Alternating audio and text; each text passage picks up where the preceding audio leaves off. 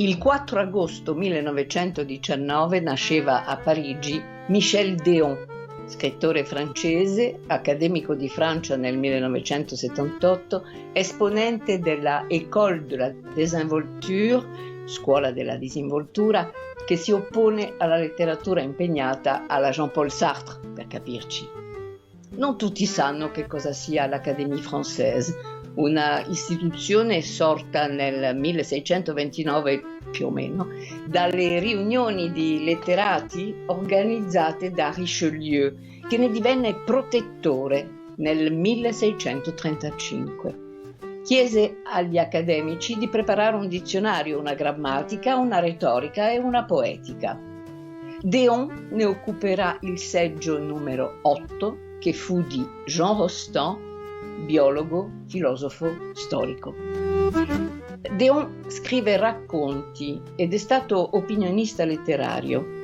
Insieme ad altri intellettuali della sua epoca, siamo negli anni 50-60 del secolo scorso, fa parte del movimento letterario degli Ussari, che portava l'amore dello stile e l'impertinenza a mo' di bandiera. Il capofila, Roger Nimier, ha dato il nome al movimento grazie al titolo del suo romanzo Le Hussard Bleu, l'Ussaro blu. E una delle caratteristiche degli Ussari risiede in uno stile rapido e incisivo, con frasi corte, dette definitive. Michel Déon era figlio di Paul Michel, consigliere e capo della sicurezza del principe Luigi II di Monaco. Trascorse quindi la sua infanzia tra il XVI arrondissement a Parigi, il Principato di Monaco e Nizza. Nel 1973 vince il Grand Prix du Roman de l'Académie Française con Un taxi mauve, un taxi color malva. Déon ci conduce in una storia in cui ogni personaggio è un enigma in un paese enigmatico, l'Irlanda, sua terra e rifugio di adozione. Si legge, si pesca, si caccia, si evocano fantasmi, si mangia e le amicizie si intrecciano al pub di cui il titolare è stato famoso Fantino, vincitore di gran premi come quello di Dublino e dell'Arc de Triomphe. C'è Jerry, il giovane vicino americano, c'è il medico settantenne che con il suo taxi color malva va a visitare amici o pazienti. C'è il gigante mitomane con figlia particolarmente silenziosa che affascina il giovane americano e anche l'autore, che era venuto lì per aspettare la morte che gli era stata annunciata e che non arriva, che ricomincia a provare emozioni che non pensava fossero ancora possibili. Il taxi color malva diventa un film nel 1977 con un cast eccezionale. Charlotte Rampling, Philippe Noiret, Peter Ustinov, Agostina Belli, Fred Astaire, sotto la regia di Yves Boisset, la fotografia curata da Tonino Delli Colli, la sceneggiatura a firma di Yves Boisset e Michel Déon, l'autore.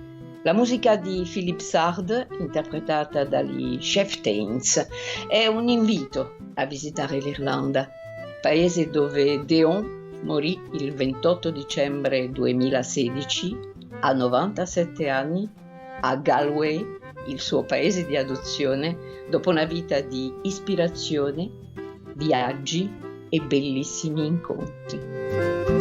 In lingua, per chi conosce il francese, sarà pura poesia, per gli altri una dolce musica. Un taxi mauve de Michel Déon.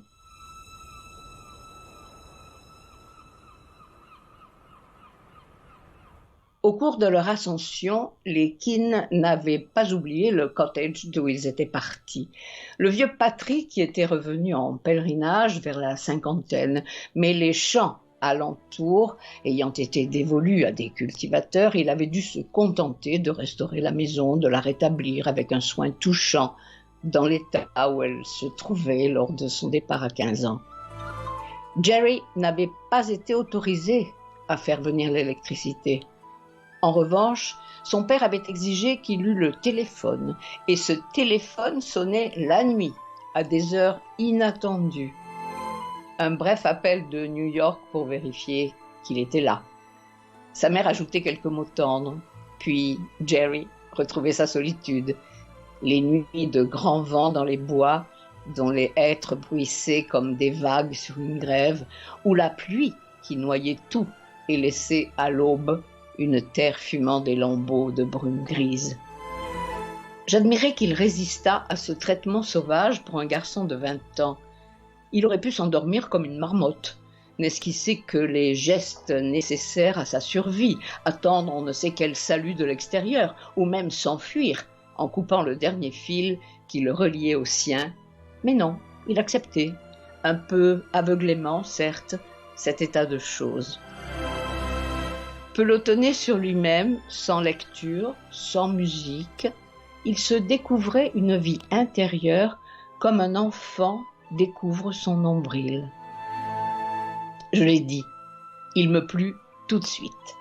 Nous marchions 5 à 6 heures par jour dans les bois voisins, au bord du Log Roger ou dans la solitude brûlée des tourbières. À certains moments, nous parlions beaucoup. À d'autres, pas du tout. Ils gagnèrent un chemin embourbé et trouvèrent une Jeep coiffée d'un caisson de bois qui la transformait en conduite intérieure. Tobelman ouvrit une porte sur l'arrière. « Montez là, ordonna-t-il, et prenez Pâques sur vos genoux. Je ne peux pas vous avoir devant, c'est ma fille qui conduit. » Jerry grimpa et s'installa tant bien que mal entre 2 sacs qu'à l'odeur il supposa être plein d'avoine. Sur le siège du conducteur se tenait une femme aux cheveux cachés sous un foulard de soie brillante. Elle ne détourna même pas la tête, et quand elle mit le contact, seule la lumière jaune du tableau de bord s'alluma, tirant à peine de l'ombre un profil figé au nez délicat. La Jeep s'arracha à la boue et fonça dans les ornières du chemin, griffée au passage par les ronces des mûriers. Il ne fallut pas longtemps pour atteindre la grande route que la Jeep traversa en trombe, dédaignant de ralentir au stop pour gagner un autre chemin mieux tenu. Ils avancèrent dans un sous-bois décharné et les phares figèrent sur place 2 chevreuils aveuglés. Des cahots firent sauter en l'air Jerry, abominablement mal assis. Après s'être cogné plusieurs fois le crâne au plafond, il finit par entrer la tête dans les épaules sans plus chercher à dévisager la jeune fille agrippée au volant.